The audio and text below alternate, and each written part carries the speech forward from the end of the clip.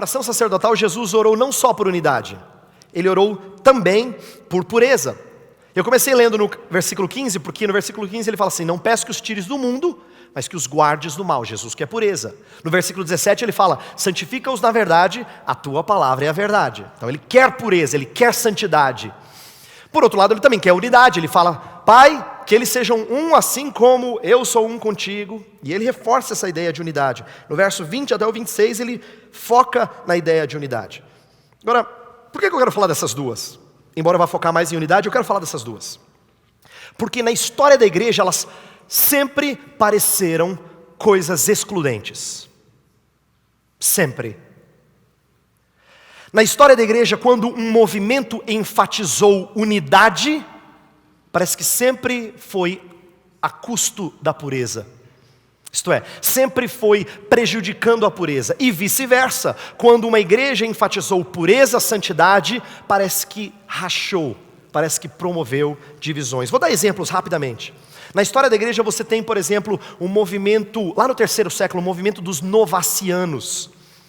E depois, no 4º século, os donatistas. O que foram esses movimentos? Foram movimentos em prol da pureza da igreja, porque achavam que a igreja não podia conter, por exemplo, pessoas que tinham cedido à perseguição do Império Romano, tinham negado a Jesus Cristo, mas depois que o Império Romano diminuiu a sua perseguição, alguns desses voltaram para a igreja e se tornaram líderes dentro da igreja. Aí teve gente que disse assim: não pode! A igreja precisa ser composta de gente pura, gente firme, fiel. Então a luta desses movimentos, eles acabaram se tornando movimentos marginalizados, era de que a igreja fosse pura. Mas olha o que aconteceu, deu racha. Mais na frente na história da igreja, agora próximo da gente, o movimento ecumênico foi um movimento contrário, de esforço por unidade.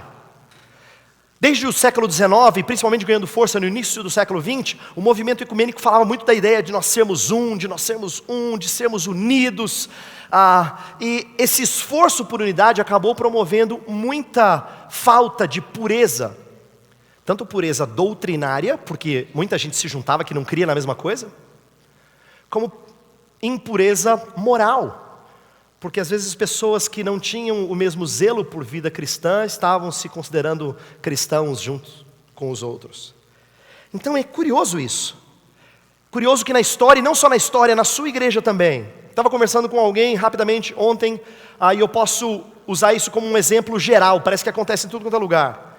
Você já deve ter feito parte, se você não faz parte de uma igreja assim, então você é sorteado na loto, se eu posso dizer, né? Veja só. Parece que a gente faz parte de uma igreja que ou é muito zelosa por doutrina, pregação, assim, ensino. Tem um pouco de divisão lá na igreja, sabe, pastor? Mas assim, falta um pouquinho de amor, mas o pessoal é sério com doutrina. Ou se não, ao contrário, a nossa igreja é muito amável. Assim, pregação mas assim, mas o pessoal é amoroso, parece que, né, eles incluem e abraçam todo mundo. É curioso que parece que as igrejas tenham tendência para um lado ou para o outro. Se você diz assim: graças a Deus minha igreja se mantém em equilíbrio, raridade. Raridade. Porque a impressão que nos passa é que quanto mais a gente enfatiza unidade, menos pureza. Quanto mais a gente enfatiza pureza, menos unidade. Mas, eu não quero falar só de uma das duas, vou dizer por quê. Porque o Salvador orou pelas duas. Ele orou para que as duas fossem uma realidade, as duas coisas, tanto unidade quanto pureza. E deve ter um jeito de fazer com que as duas aconteçam. Por quê? Lá no verso 11 ele bota na mesma frase. Verso 11, na segunda parte do verso, fala assim: Pai Santo, guarda-os em teu nome, aí a pureza, que me deste, para que eles sejam um, assim como nós. Na mesma frase ele fala de pureza e unidade. Então tem que ter um jeito. Deve haver um jeito de mantê-las em equilíbrio.